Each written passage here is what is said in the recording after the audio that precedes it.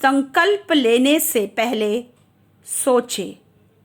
Father Trevor D'Souza द्वारा प्रतिबिंब OFM न्यायों 11-29 से 39 गुरुवार 20वां सप्ताह सामान्य समय में 19/8/2021। हमारे दैनिक जीवन में हम ऐसे लोगों से मिलते हैं जो परमेश्वर का अनुग्रह प्राप्त करने के लिए प्रतिज्ञा करते हैं। उदाहरण के लिए, भगवान, मैं अपना पहला वेतन पैरिश चर्च को देने की कसम खाता हूँ अगर मुझे नौकरी मिलती है। एक प्रतिज्ञा को ईश्वर से जानबूझकर वादा के रूप में परिभाषित किया गया है, कुछ बेहतर और जिसे पूरा करना संभव है। एक प्रतिज्ञा एक वादा है जो भगवान की दिव्यता की पुष्टि करता है, जिससे इसे किया जाता है। John L Mackenzie. पुराने करार में अक्सर प्रतिज्ञाओं का उल्लेखन किया जाता है। उदाहरण के लिए, बेथेल में पूजा करने के लिए याकूब की प्रतिज्ञा। उत्पत्ति 27:20। युद्ध में विजय प्राप्त करने के लिए इज़राइल की मन्नत। गिनती 21:2 और अन्य 1 शमूएल 1:11, 2 शमूएल 15:8F, स्तोत्र 132:2 आदि। नए करार में हमें प्रतिज्ञाओं के केवल 2 संदर्भ देखते हैं। दोनों सिर मुंडवाने का उल्लेखन करते हैं। पॉल अधिनियम 18:18 और 4 शिष्य अधिनियम 21:23F। John L McKenzie. न्यायों 11:19 से 39 में हमारे पास यिफ्त का एक उदाहरण है जो युद्ध में विजय प्राप्त करने की प्रतिज्ञा करता है। यह मन्नत इस प्रकार थी। न्यायों 11:30 और 31। हे परमेश्वर, यदि तू मुझे अम्मोनियों पर विजयी दिलाएगा, तो जो कोई मेरे घर के द्वार से मुझसे मिलने के लिए आएगा, जब मैं विजयी होकर लौटूंगा, वह यहोवा का होगा और मैं उसे होमबलि के लिए चढ़ाऊंगा। यिप्त की निराशा के लिए उसकी वापसी पर जो पहला व्यक्ति उससे मिलता है, वो उसकी इकलौती बेटी, उसकी इकलौती संतान है। यिप्त ने अपनी बेटी की भेंट चढ़ाकर अपनी मन्नत पूरी की। यिप्त की मन्नत उसके लिए एक व्यक्तिगत दुखद घटने में समाप्त हुई। सुसमाचार में एक और दुखद घटना है। राजा हेरोदेस ने अपनी बेटी सैलोम को उसके जन्मदिन पर एक वादा और शपथ दिलाई। शपथ को पूरा करने से जॉन बैप्टिस्ट अपना सिर खो देता है। मैथ्यू 14। परमेश्वर से अनुग्रह प्राप्त करने के लिए परमेश्वर के किए गए वादों और प्रतिज्ञाओं पर चिंतन करते हुए हम स्वयं से कुछ प्रश्न पूछ सकते हैं।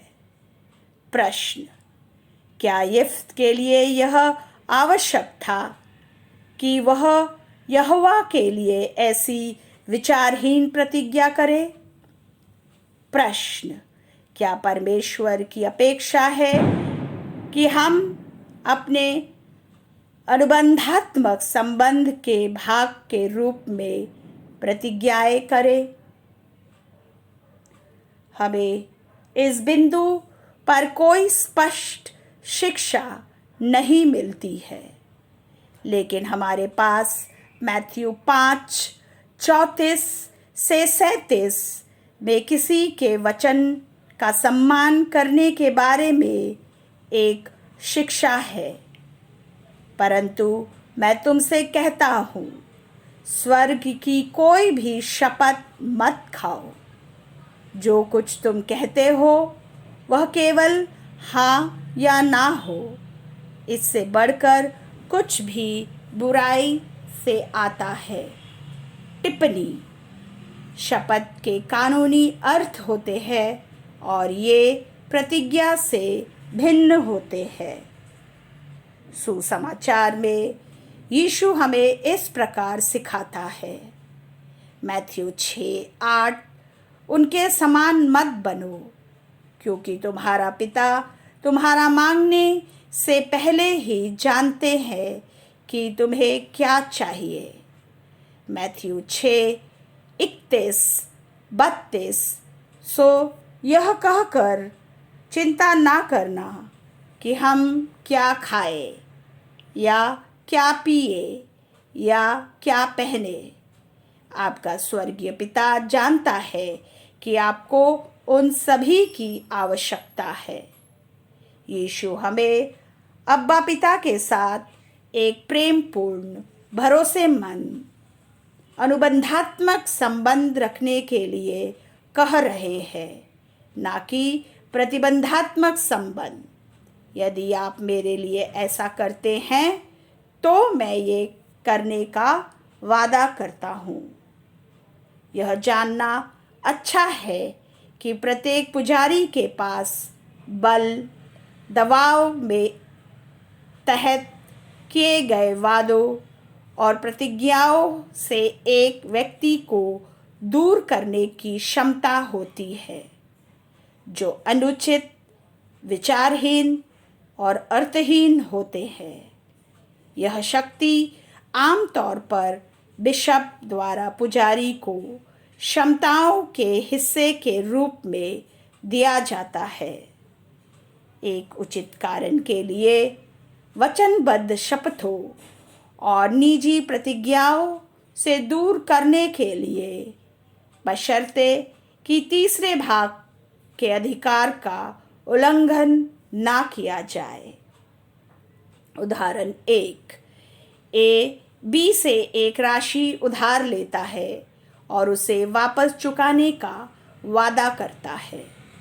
इस तरह के एक वादे की खारिज नहीं किया जा सकता, क्योंकि इसमें बी का अधिकार शामिल है।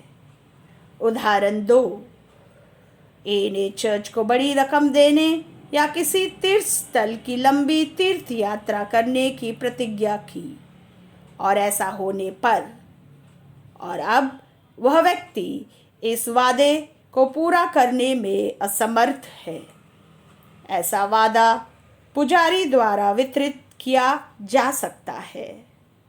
बहुत से लोग अकारण और विचारहीन प्रतिज्ञा करते हैं और फिर अपराध बोध में रहते हैं या मन्नत को पूरा करने के प्रयास में बहुत कष्ट सहते हैं।